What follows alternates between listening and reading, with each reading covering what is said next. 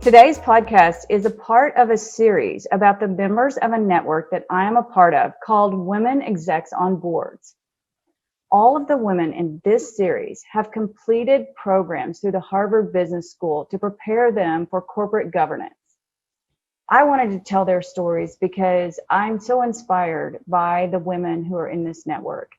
They are high-level, high-profile women, but when you look behind the scenes, you see that they have worked very hard to get to where they are. They've been through so many different trials, traumas, and they've just kept getting back up and climbing and working hard to get to the top. And the really amazing thing is that they're leaving the ladder down and reaching back down in the organizations to pull up other women and men into leadership positions. And so I can't wait for you to hear their story. I hope you enjoy this podcast series.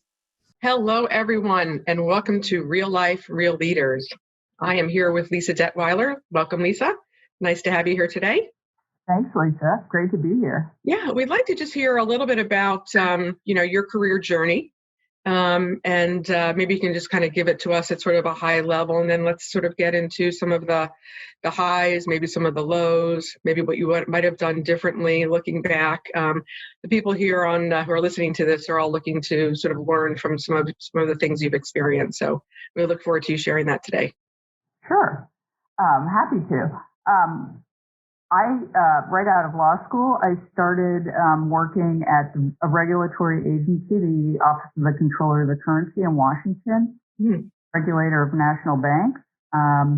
And then after a couple of years there, became chief counsel at the Pennsylvania Department of Banking. So I spent the first 9 years of practicing law on the regulatory side, which was a little unusual at that time. Most people went from law school right into a law firm. And after working on the regulatory side, I became a partner at a law firm here in Philadelphia, and ultimately was offered an opportunity to go in-house to a client that was a securities firm. So while I was at my law firm, Glass-Steagall was repealed, and so that sort of convinced me that it was time to understand the securities side of banking. So went in-house to a client that was a registered broker-dealer, had a number of registered investment advisors, and those companies were ultimately acquired by BNY Mellon, and the companies grew from zero to 450 billion assets under management. And so that was a really exciting job. And I was there for a long time, and then went to FS Investments, which is an alternative asset shop here in Philadelphia, about 23 billion under management. So when I look back today, the time at the regulatory agencies was invaluable because I think it's informed my work since then. And how important it is to have really good relationships with the regulators and to be in tune with new proposals and advise the business about how new regulations could impact the business. So I think also being at a law firm was really instructive, a whole bunch of reasons. I came from the government to the law firm, so I didn't come to the law firm with any clients. So I very quickly figured out how to sell, and that's just a good skill to have, and to understand all the different expertise within the law firm, be able to identify not just things in my area, but also, throughout the firm. And then being in-house has been, is a completely different exercise. Really, all your clients are internal, and you're advising the business to, on a host of different areas, whether it be litigation, HR, regulatory matters. The sky's the limit when it comes to issues that in-house counsel are dealing with. But I think having the perspective in financial services of working in those different capacities really has been invaluable. So it sounds like there were a lot of big decisions along the way. I mean, coming out of law school, kind of going the regulatory route, and then going into a law firm, and then, going in-house at a securities firm. Sounds like there were a lot of big decisions along the way there. Well, it's interesting.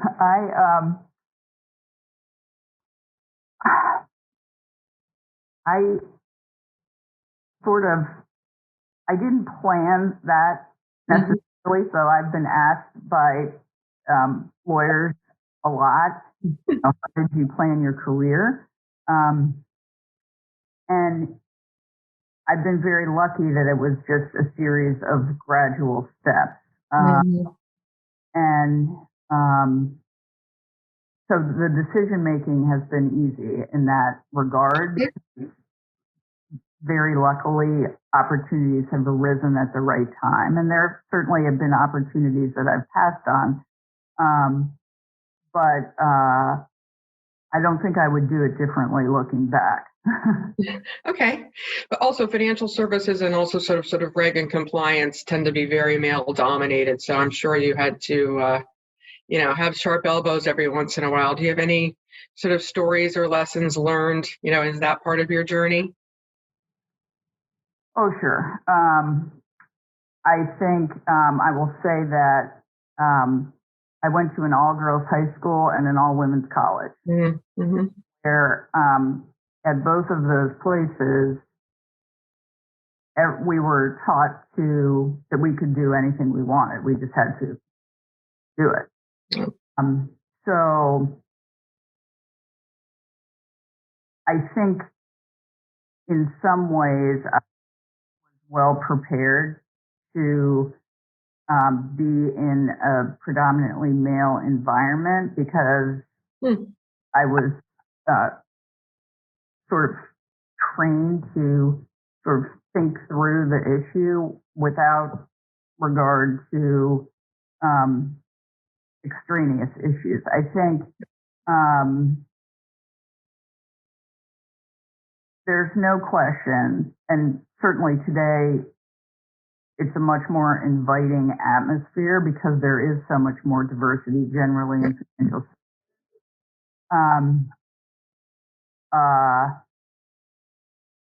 and being in legal and compliance sort of adds another layer of complication to that dynamic. I've been really lucky to work with great male leaders who have promoted women.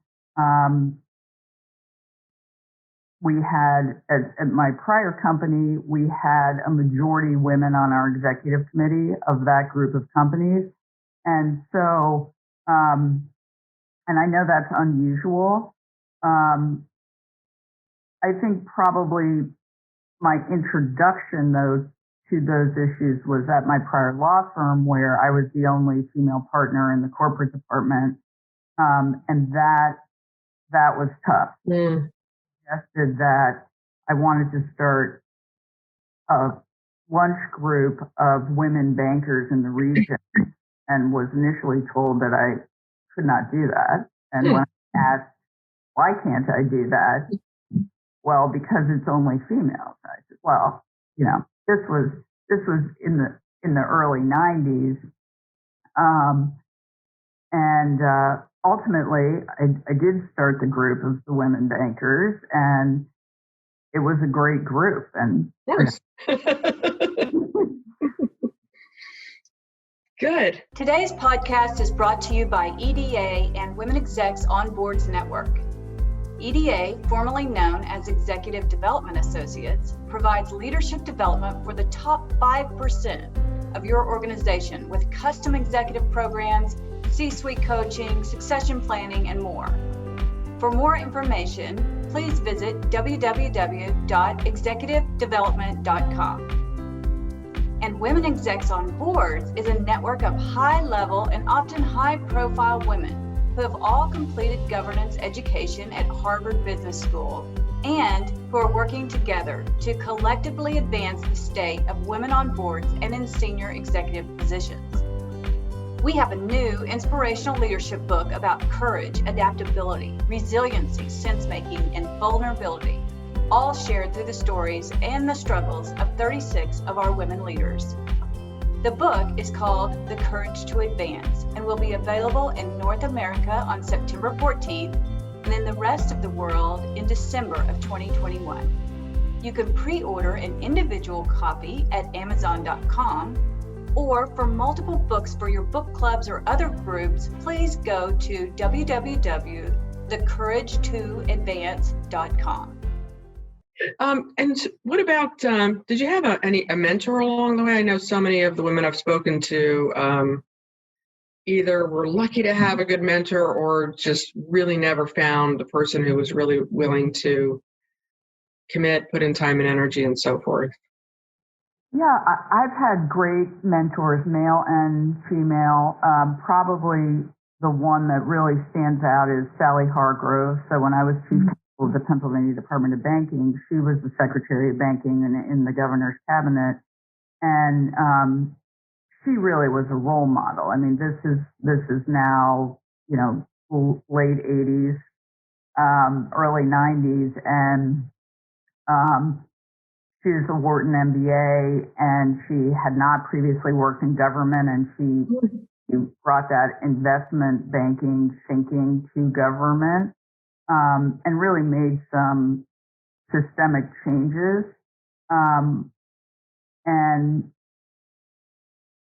she was, really instrumental in helping me understand how to get things done. But yeah, and she also introduced me to the Forum of Executive Women here in Philadelphia, which is a network of 500 plus women. So I'm very grateful to her for that as well. That's terrific. And what about work-life balance? You think about some of the younger women who are up and coming in their careers. I think, at least I know I sort of came out of college thinking that, all right, the longer and harder I work, the further I'll go. And it seemed to be all about the hours. And the younger people are thinking about it differently. Were you able to achieve any work-life balance along the way? And if so, how'd you do that? Yeah, I mean, that's a great question. I think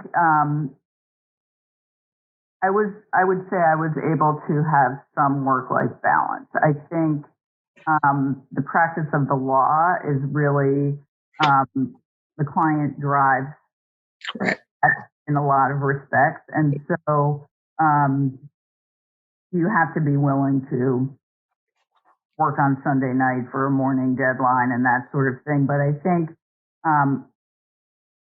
I have balanced it as much as possible within the field. Mm-hmm. Okay, that's fair. That's fair. What about was there anyone who influenced you, or was there, I don't know, a book that you read or a person that you met, sort of beyond the mentoring thing, but someone just really was a spark, or someone who just maybe made you think about things in a different way?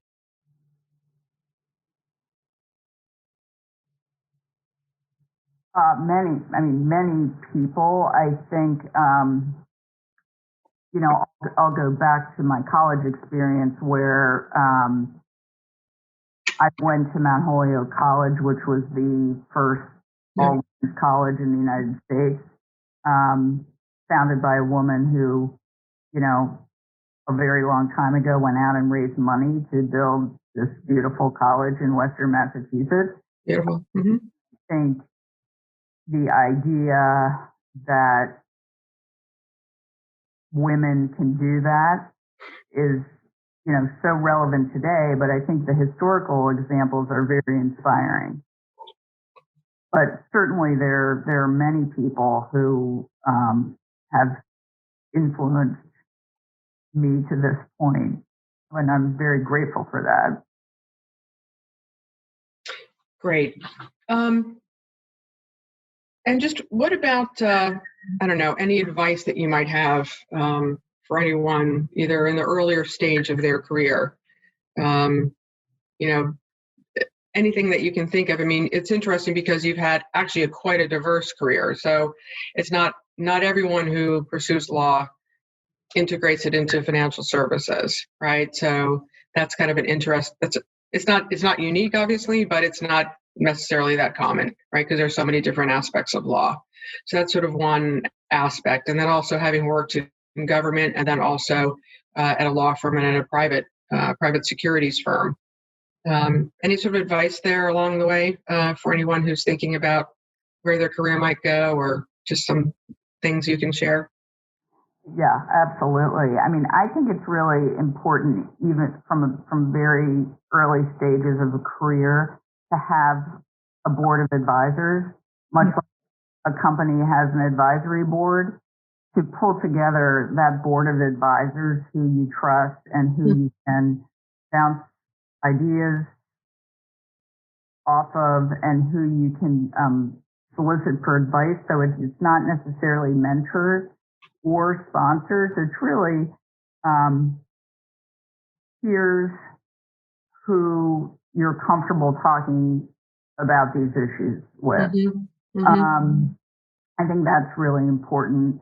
I think the second thing is to take some risk. Take the job that,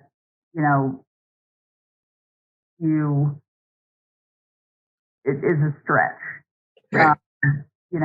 When I went to Harrisburg, I literally had 2 years I had been a lawyer for 2 years.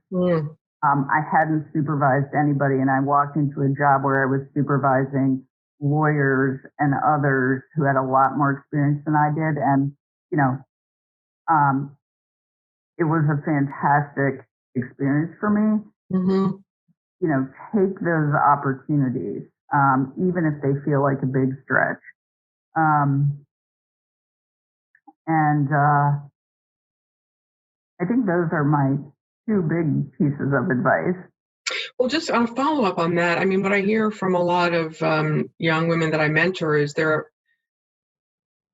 hesitant to ask someone to either be a mentor or a sponsor, or, as you suggest, even being on, let's say, your personal board of advisors. Do you have any suggestions for someone who might feel a little timid about reaching out to someone in that way?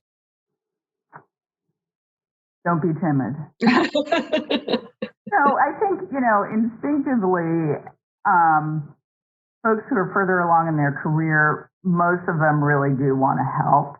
Right. And I've found that when you ask, people are really anxious to help. And so I would just say, don't hesitate. And what I try to do today is to offer that up so that people feel more inclined to ask, because I know it can be difficult when you're not as far along in your career, but I try to just open that door. And the other thing I'd say is networking is really important. Don't always sit in the office until midnight. Yeah. It's important to go to events and be involved in organizations that you are passionate about, because it's through those networks that you also find advisors. Absolutely. So anything that I haven't asked you that maybe you'd want to share with someone who's watching this today? No, thank you so much for this. I think this is a fabulous initiative, and I just follow up on your last comment. Don't be timid. Very good. Special thank you to our listeners for taking time to tune in to this week's Real Life, Real Leaders podcast. We hope today's story inspired you. Check out previous episodes on the podcast to hear from more industry leaders, and check back next week as we speak to another leader and hear his or her great stories of triumphs and messy struggles. If you enjoyed the podcast, please rate, subscribe, and share. I'm Bonnie Hageman, and I look forward to sharing more with you next week.